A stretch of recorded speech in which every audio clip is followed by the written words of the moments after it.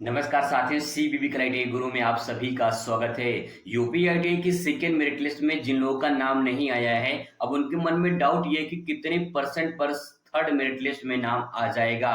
पूरा डिटेल में इस वीडियो में जानेंगे कितने रैंक पर, कितने मेरिट पर जो है आपका तीसरी मेरिट लिस्ट में नाम आएगा। सबसे पहले दोस्तों आपको बता दें, तीसरी मेरिट लिस्ट जब आएगी उससे पहले जो है आपकी बची सीटों का लिस्ट जारी होगा। ठीक है, बची सीटों का लिस्ट जारी होगा कि कितनी सीटें किस ट्रेड में, कितनी सीटें किस कॉलेज में बची हैं।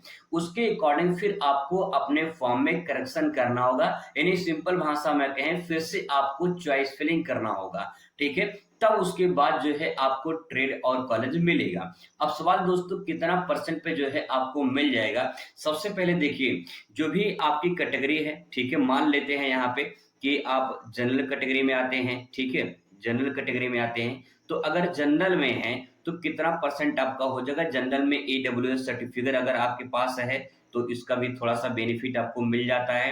अब यहाँ पे अगर जनरल कैटेगरी में आप आते हैं तो मान के चलिए कि जो है आपका यहाँ पे 70 से लेकर 75, यानी 75 के करीब करीब है, 70-75 के आसपास है, उसके ऊपर है तो आपको जो है तीसरी मेरिट लिस्ट में नाम आ जाएगा। ठीक है, पहला पॉइंट।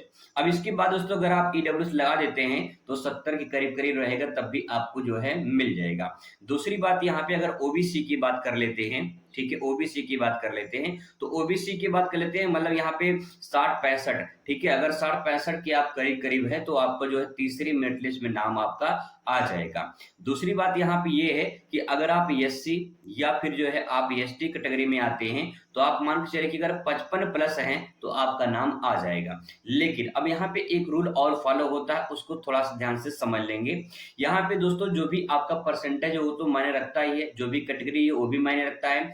तीसरी सबसे इंपॉर्टेंट बात ये है कि जो आप ट्रेड ले रहे हैं वो ट्रेड सबसे बड़ा इंपॉर्टेंट रोल प्ले करता है। दूसरी बात यह है कि यहाँ पे जो आपका इलेक्ट्रीशियन और फिटर ट्रेड है, यानी जो टॉप 5 के कुछ ऐसे इंपॉर्टेंट ट्रेड हैं वो लगभग लगभग 90% तक लगभग फुल हो चुके हैं।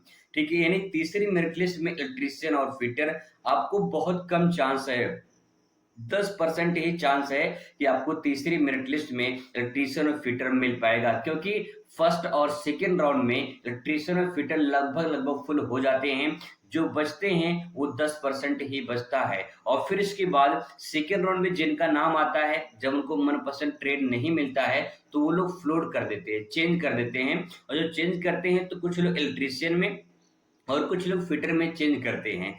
जब वो फिटर इलेक्ट्रीशियन में चेंज करते हैं तो इसके बाद जो है उनका जब थर्ड में नाम आता है तो वही उनको इलेक्ट्रीशियन फिटर मिल जाता है। और फिर इसके बाद जो बचे रहते हैं उनको इलेक्ट्रीशियन फिटर नहीं मिल पाता है, तो यहाँ पे जो सीटें बची रहती है वो भी उनको मिल जाता है जो थर्ड राउंड के लिए फ्लोट किए रहते हैं। तो इस प्रकार से दोस्तों ये पूरा प्रोसेस है।